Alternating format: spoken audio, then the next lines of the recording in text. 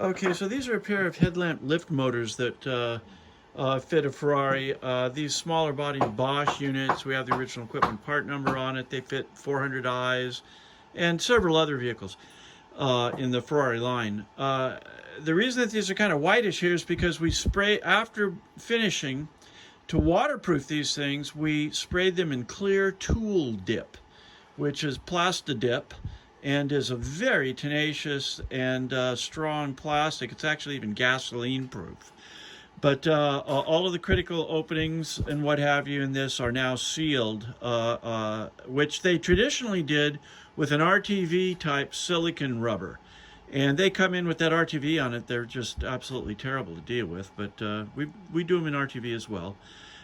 These particular ones both had water invasion.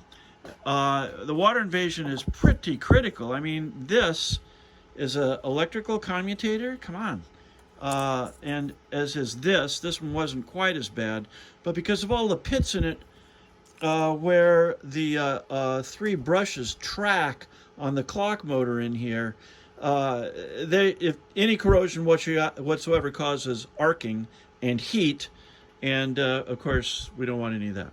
So as well, this one doesn't show it as much. I think we cleaned it off, but a lot of these come with a rubberized coating on it that starts to flake off, and that gasket deposits that rubber into and onto the electrical conductors where the brushes touch. It literally vulcanizes the rubber on there.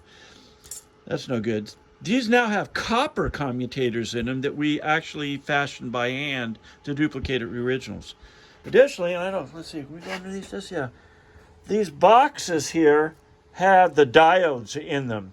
The one-way no-return electrical valves there can cause headlamps to wink or various other problems, but it has brand new diodes in it now. So you're ready to start one of these things running? Yep, you want to start this one? Oh, you're going to start this one? I'm going to put my finger right here on the rotating. No, it'll stop.